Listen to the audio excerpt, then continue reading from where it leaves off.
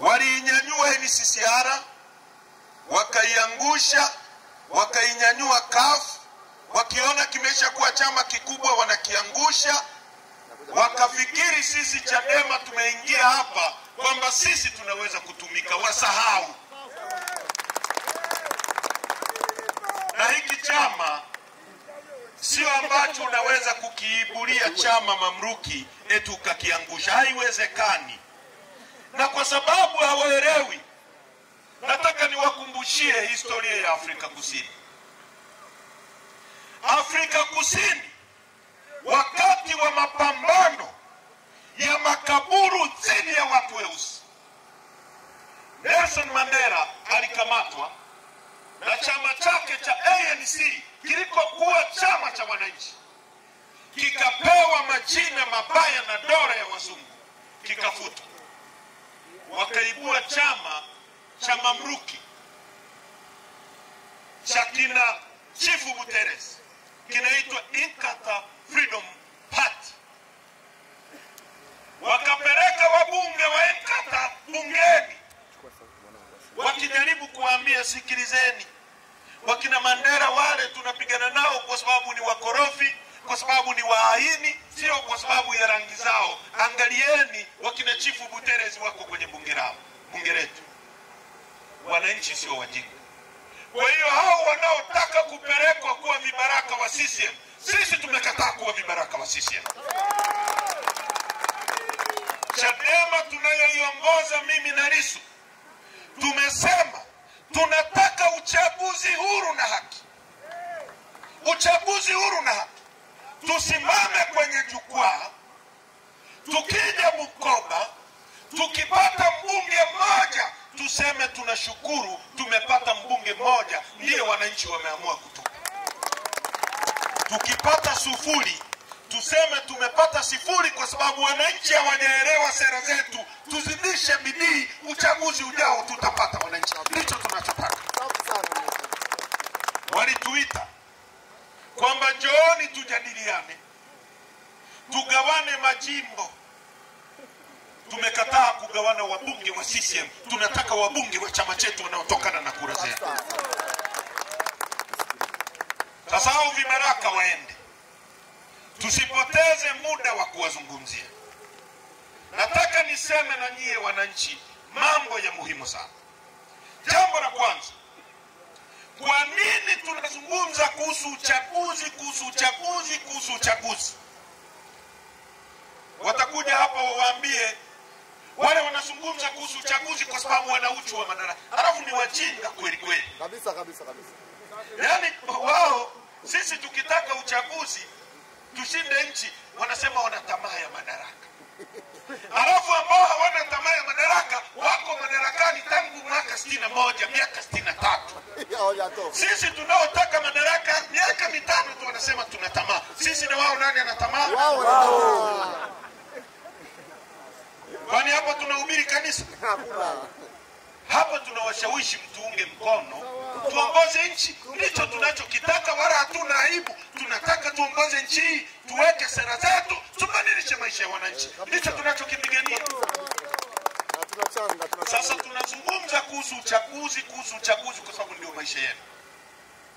Katiba yetu hii mbovu hii, pia ibara ya 8 inasema hivi: Jamhuri ya Muungano wa Tanzania ni nchi inayofuata mfumo wa vyama vingi. Ni nchi ya kidemokrasia inayofuata mfumo wa vyama vingi. Na kwa hiyo wananchi ndio msingi wa mamlaka na madaraka yote. Nisikilize vizuri. Hiyo ya kwanza, kwamba wananchi ndio msingi wa mamlaka na madaraka. Kwamba Rais Samia madaraka alionayo yanapaswa kutokana na nyie. Hayo ni madaraka yenu. Nyie ndio mnaokaimisha kwake sehemu ya madaraka yenu. Mbunge madaraka alionayo ni ya kwenu. Badala wananchi wa Bukoba, wananchi wa Kagera, wa Karagwe, wananchi wa Kyerwa, wananchi wa Arusha, wa Tarime, wote twende bungeni kujiwakilisha. hakuna jengo la kutosha kutuwakilisha, tunachagua mtu mmoja kwa niaba yetu aende. Ndio katiba inavyosema kwamba nyie ndio msingi wa mamlaka. Diwani nyie ndio mnamchagua, anapaswa kuwawakilisha nyie. Namba 2, lengo kuu la serikali hiyo ambayo msingi wa mamlaka yako ni nyie, lengo kuu la serikali hiyo itakuwa ni ustawi wako, itakuwa ni ustawi wa wananchi. Inasema hivyo katiba. Lengo kuu la serikali ni ustawi. Unaposema lengo kuu, ina maana lengo namba 1 itakuwa ni ustawi wa maisha yako. Sasa nikisema ustawi wenyewe wa haya, si kama mnanielewa. Tunakuelewa vizuri sisi tumesoma. Ustawi maana yake uishi vizuri, utibiwe vizuri, ulale kwenye nyumba nzuri, uendeshe gari, utibiwe vizuri, mtoto wako asome vizuri. Ndio ustawi. Utembee kwenye barabara nzuri. Hilo ndio lengo kuu la serikali, kufanya wewe ustawi. Na si inasema hivi, serikali itawajibika kwa wananchi. Nikisema itawajibika, mnaelewa kwamba itapaswa kuwatii nyie. Mnachosema ndio ifuate. Sasa ndugu zangu, kwa nini nimeyasema yote haya?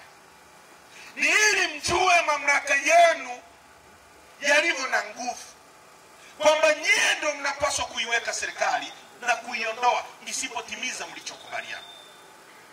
Sasa nchi hii ina ukubwa wa kilomita za mraba 945.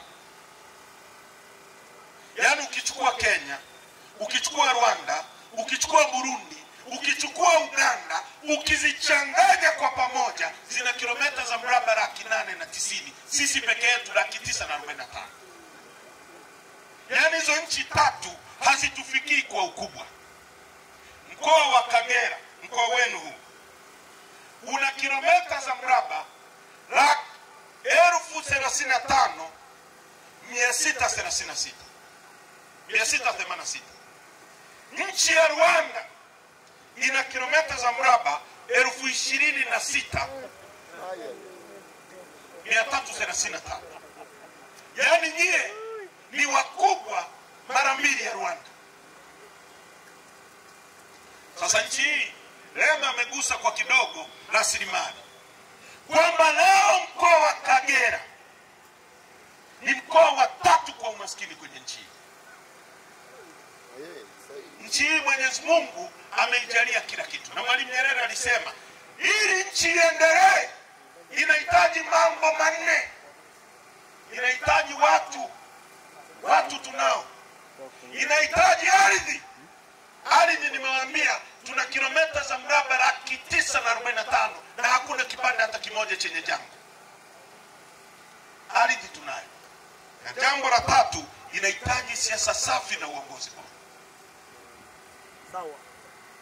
Nchi hii ni nchi pekee duniani yenye madini yanaitwa Tanzanite, hayapatikani kwingine kokote duniani isipokuwa Tanzania, pale Mererani Arusha. Nchi ya kwanza Afrika kwa kuwa na ziwa lenye upana kuliko yote, la 2 duniani, ziwa Victoria liko hapa kwenu. Nchi ya kwanza Afrika yenye mlima mrefu kuliko yote, wenye theluji juu yake, wa 2 duniani baada ya mlima Everest. Nchi ya kwanza yenye ziwa lenye kina kirefu kuliko yote Afrika nzima, la 2 duniani. Nchi ya 3 kwa kuwa na dhahabu nyingi. Ukianzia kwetu Tarime ni dhahabu, ukienda Geita ni dhahabu, ukienda Karagwe ni ukienda Bukombe ni dhahabu, Kahama ni dhahabu, Nzega ni dhahabu, Mbeya ni dhahabu, kila kona ni dhahabu. Nchi ya 3 kwa dhahabu nyingi. Ukija kwenu hapa Ngara hapa, kuna madini yanaitwa nickel na cobalt yanayotumika kutengeneza injini za ndege na betri za simu unazotumia, yanatoka Tanzania, yanatoka Kagera. Nchi yenye mbuga kubwa kuliko zote dunia nzima. Ukichukua mbuga ya Serengeti, Ngorongoro, Katavi, Ruaha, Mikumi, taja zote, ukiziunganisha pamoja ni kubwa kuliko nchi ya Rwanda na Uganda ukizichanganya. mbuga ya Seru iliyoko Tanzania ni kubwa kuliko, ina kilomita za mraba 66,000. Nchi ya Uholanzi ina kilomita za mraba 44,000. Tujenge nondo, tuuze nchi za nchi, tuuze. Tuna makaa ya mawe, tuna madini ya uranium yako Seru na Singida yanayotumika kutengeneza mabomu ya nuclear yako Tanzania. Tuna gesi futi za ujazo trilioni 54.5. Tuna bandari, urefu wa bahari yetu ni kilomita 1600 kutoka Mtwara mpaka Tanga na nautical maili 200 kuingia ndani.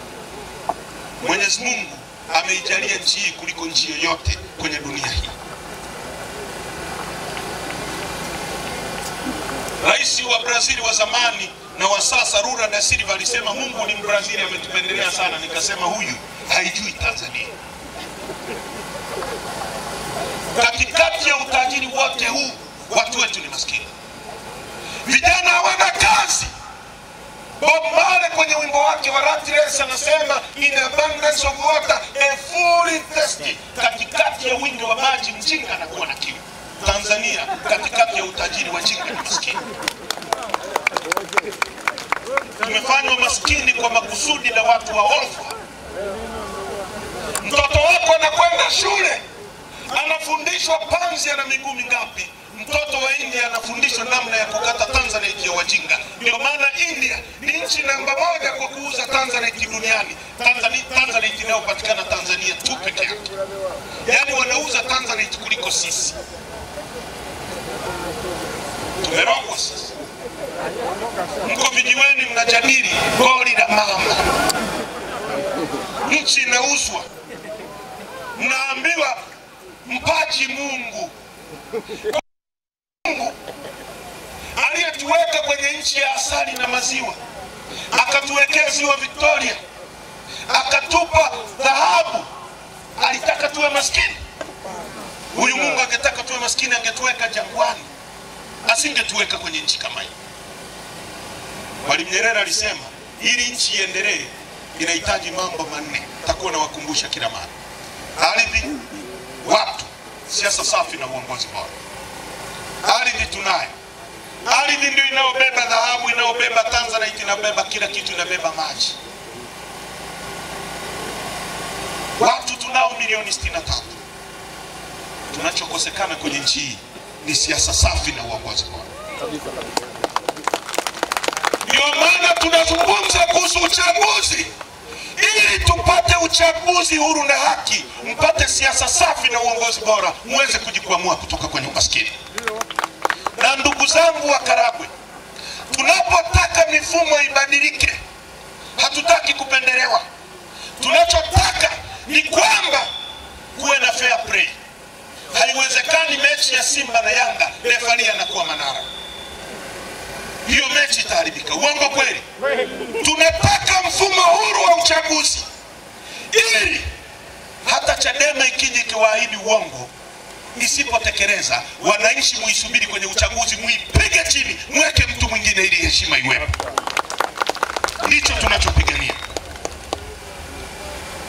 Sasa wananiongezea hapa rasilimali. Tukitaka kutaja rasilimali tutataja nyingi mno.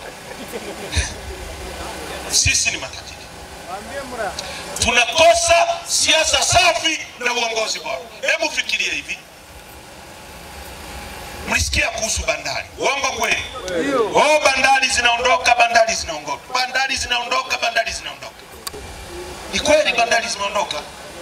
Zimekabidhiwa kwa Waarabu wa Dubai kupitia DP World. Milele mpaka kiyama. Na sio bandari. Viwanja vya ndege vimekabidhiwa kwa Omani. Misitu yetu imekabidhiwa kwa Saudi Arabia.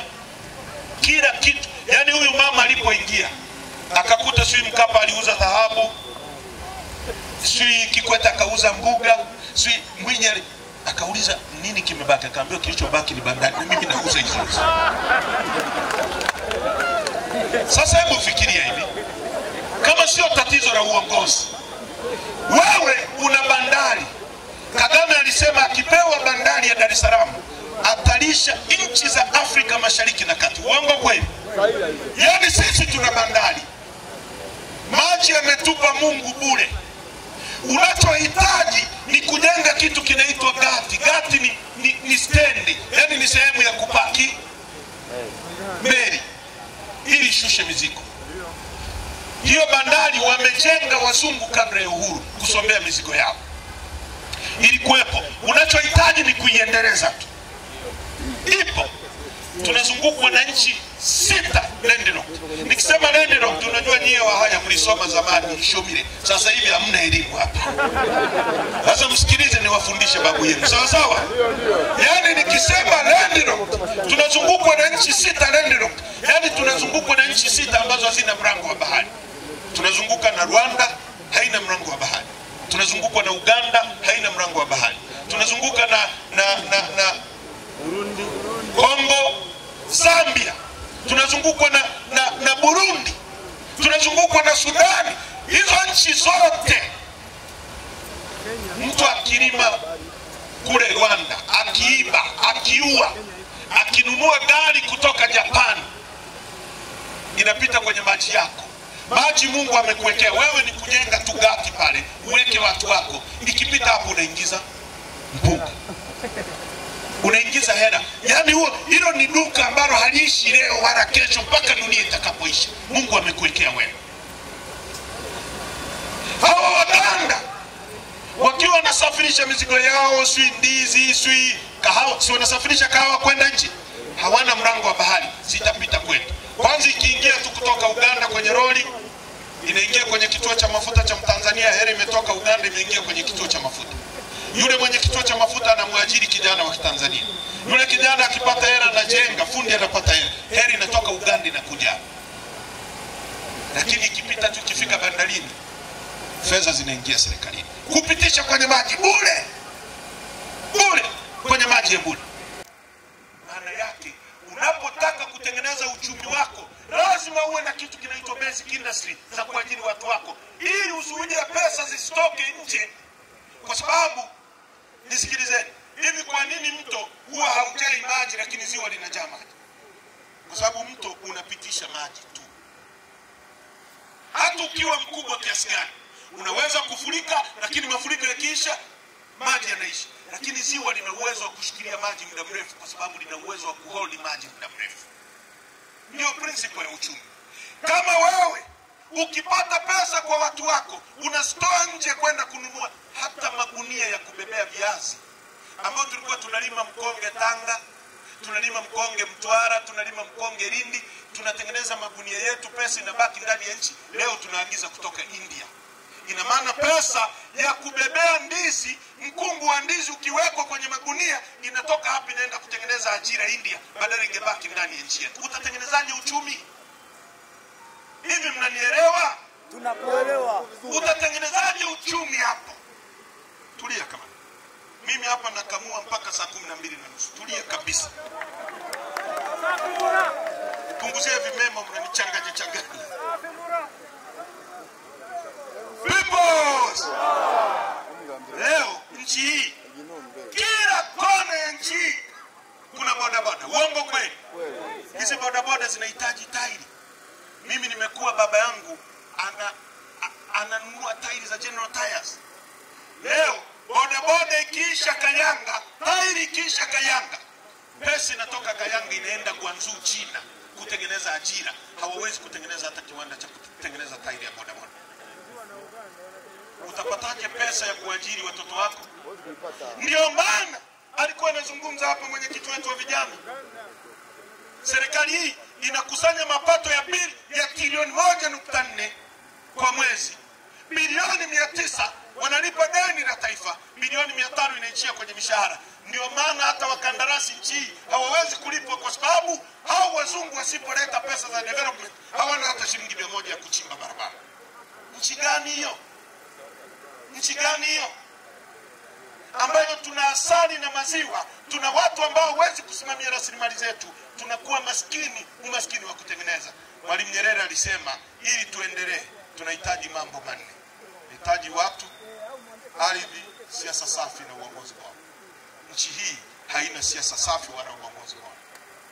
Tunahitaji tume huru ya uchaguzi. ili Watanzania mpate siasa safi, muweze kunufaika na rasilimali za nchi yenu. Tunaomba mtuunge mkono. Tunaomba mtuunge mkono. Wangapi mnasema kwamba mko tayari kupigana na Chadema mpaka tupate mabadiliko ya sheria ili tuweze kusimamia uchaguzi? Asante sana. Rais Samia, hatuhitaji upendeleo kutoka kwako. Tunachohitaji ni tume ibadilike. Hatuwezi kwenda kwenye uchaguzi ambao Omar Ramadhani Mapuri, katibu mwenezi wa CCM na waziri ni kamishna kwenye hiyo tume. Sisi ni wajinga? Watumia hao vibaraka wanaowatumia, sio sisi. Chama chetu hakitashiriki huo uchafu mpaka tutakapobadilisha. Na iko hivi, huu mwangu hawana uwezo wa kuuzima. Hao watu wanaowapa vifenza wanazunguka wanafanya ujinga ni kujaribu kuzima huu mwangu. Huu mwangu hauzimiki bana. Yaani iko hivi, Kanisa Katoliki, Baraza la Maaskofu limesema hivi, tunataka mabadiliko ya sheria za uchaguzi ili pawe na huru na haki. Maana yake wamesema hivi, wao wanatumia lugha ya laini, lakini walichosema ni kwamba no reforms no election. KKT wamesema tunataka mabadiliko ya sheria za uchaguzi ndio uchaguzi ufanyike. Maana yake wanasema no reforms no election. Wakina Shehe Ponda, shule ya maimamu, wamesema tunataka mabadiliko ya sheria za uchaguzi, bila hivyo uchaguzi utakuwa na fujo. Wanachosema ni no reform no election. Mzee Warioba, waziri mkuu, makamu wa rais, amesema kufanyike mabadiliko ya uchaguzi. Mzee Butiku amesema mabadiliko. TLS imesema. Sasa nani amebaki? Wamebaki sisi na vibaraka wao, wanatuambia twende kwenye uchaguzi. Sisi tumesema hakuna uchaguzi nchi hii mpaka kieleweke. Sasa walimkamata Lissu wakifikiri wakimweka ndani tutarudi nyumbani pale twende kulia. Tumesema hivi, Lissu yuko ndani, tunawawashia moto mpaka kieleweke. Na ndio maana tuko hapa. Ndio maana tuko hapa. Chadema ni matumaini. Chadema ni hope. Chadema ni maisha yako. Chadema ndio itakao. Sikilizeni ndugu zangu. Norway, kanchi ka Norway kana bahari ndogo kuliko sisi. Mwaka jana wamefanya uvuvi kwenye bahari kuu, wamevua samaki za dola bilioni 9.7 ambazo ni trilioni 30 za Tanzania. Yaani bajeti yetu ni trilioni 54. Mahoteo tukiwemo mikopo, si misaada, wazungu watatupa trilioni 54. Wao wamefanya uvuvi bahari kuu peke yao trilioni 30. Asilimia 80 ya bajeti yetu. Sisi tuna bahari kubwa kuliko wao. Tungekuwa na watu wenye akili tungevua kiasi gani? Wachina wanakuja hapa. Leo watu, dunia imeadvance. Watu wanafuga, hawategemei samaki wa Mungu peke yake, wanafuga kwa keji. Eti tuna halmashauri ambazo zinajenga vistendi, wanasubiri mabasi yaje yaingie huko. Unakuta halmashauri ina mkurugenzi, ina nani wa fedha, ina watu zaidi ya 20. Eti wataalamu, eti wanabuni. Alafu hao watu kwa mwaka wanahangaika na ushuru wa ndizi, si wanahangaika na nini, wanahangaika si na stendi, si wanahangaika si na nini. Kwa mwaka na bodaboda unakuta wanakusanya makusanyo ya shilingi bilioni 1. Alafu unakuta Mchaga mmoja na duka Kariakoo, yeye na mke wake kwenye hilo duka wanakusanya kwa mwaka milioni 4. Sasa kwa nini tusiuze hizi halmashauri tukawa duka la Wachaga tu watatukusanyia kuliko hivi? Mnanielewa vizuri? Tunaongozwa na mapumbavu kabisa. Ndio maana tukiambia yanatukasirikia. Sasa kwa mfano, hii Kagera hii, halmashauri zote zinazungukwa na ziwa. Hapa tungekuwa na watu wenye akili kwenye halmashauri, kungekuwa na kitu kinaitwa cage. Leo dunia imeadvance, samaki wanafugwa kwa cage, kwa vizimba. Halmashauri zingewekeza mitaji humo, wakaweka vizimba, wakajenga viwanda vya samaki, wakazalisha samaki kwa wingi. Kwanza wangewapa ajira, halmashauri zingetengeneza ajira. zingepata mapato kuliko yanayohangaika kwenye ndizi na vitunguu. Leo mtu wa Kagera unalima kahawa. Nimeingia kwenye Google, ingieni kwenye Google. Soko la dunia leo kilo moja ya kahawa. Kwanza niwaambie nyewe haya. Lema aligusia kidogo. Kahawa ni the most traded commodity baada ya crude oil kwenye soko la dunia. Yaani baada ya mafuta kitu kingine kinachouzwa zaidi dunia namba 2 ni kahawa. Kilo moja ya Robusta leo, ingieni kwenye Google, andika the price of coffee in the world market today ni $8.43. Wana akili hawa kuendesha nchi? Hawana. Wana akili ya kuendesha nchi hao? Hawana. Leo unaenda kwenye migodi. Nenda kila sehemu, nenda Chunya, nenda Bwanga, nenda Nyarugusu, wamegawa China. Wanachimba dhahabu, wakipata hizo fedha wanaenda kujenga nchi yao. Lakini unasikia ripoti ya CAG inasema kwamba kwa mwaka wa fedha mwaka jana peke yake serikali imepata hasara ya bilioni 571 kwa matumizi yasiyokuwa na tija. Hizi fedha Mchina anakuja na bilioni 2 anapewa mgodi kwa sababu vijana wa Kitanzania hawana mtaji. Ungechukua hizi fedha ukawapa vijana hawa wa Kitanzania wanaoingizwa kwenye mashimo na Wachina. Si vijana wa Kitanzania wanaingia kuchimba. China akipata dhahabu anaenda kwao. Ungewapa mitaji hiyo ya bilioni 2 kwenye hizi fedha mnazopoteza, wakachimba. Hizo fedha zingebaki ndani ya nchi. Huyu kijana angejenga guest house, angekuajiri wewe. Watu wetu wameuawa.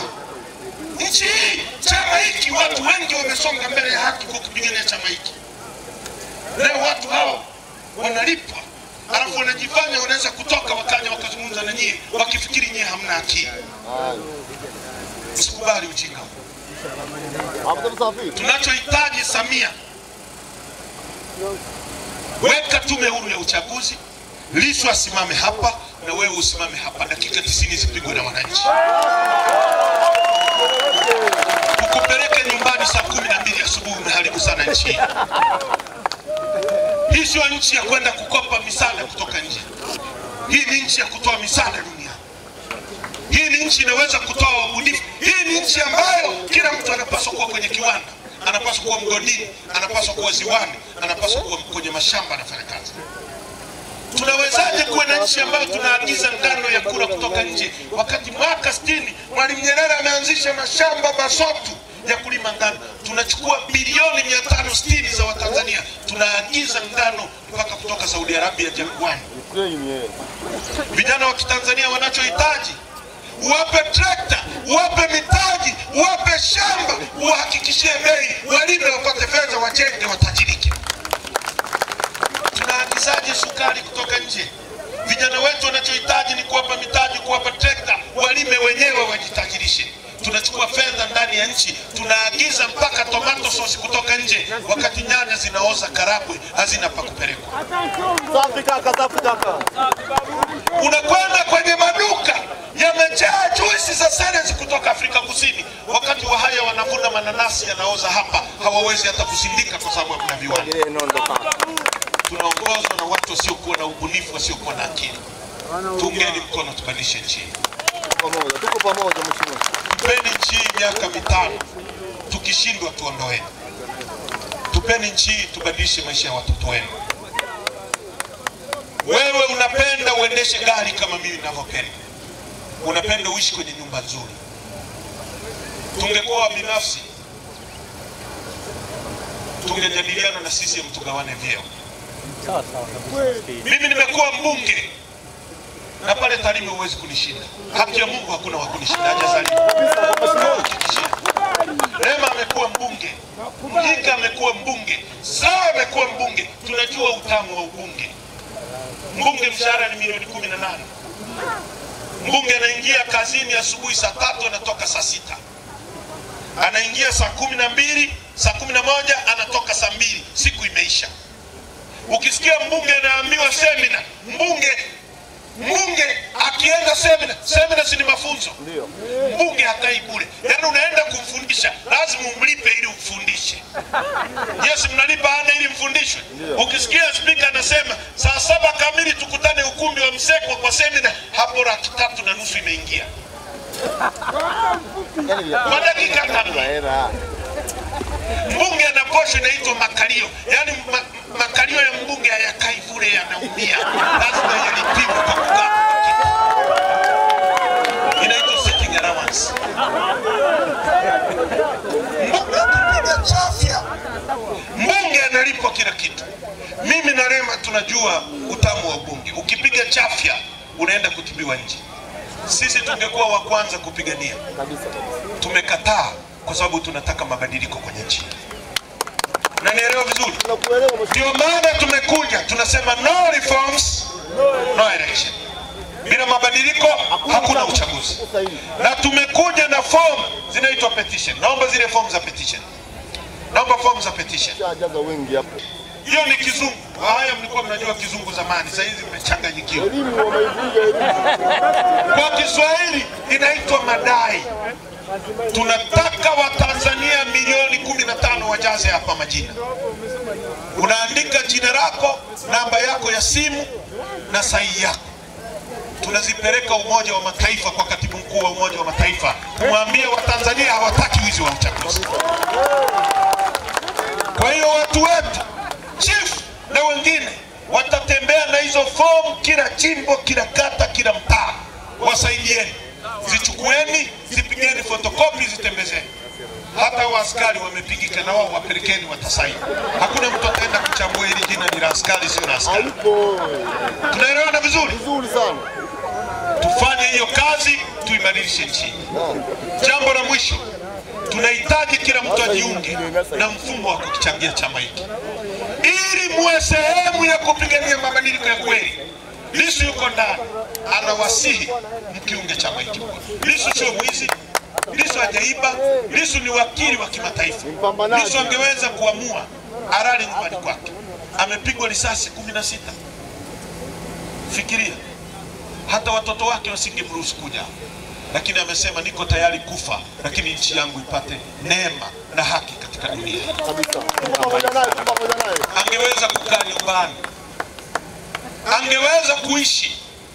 Amekataa kuwauzeni nyinyi. Muungeni mkono. Simkatishe tamaa. Piganieni, msemeni, muombeeni.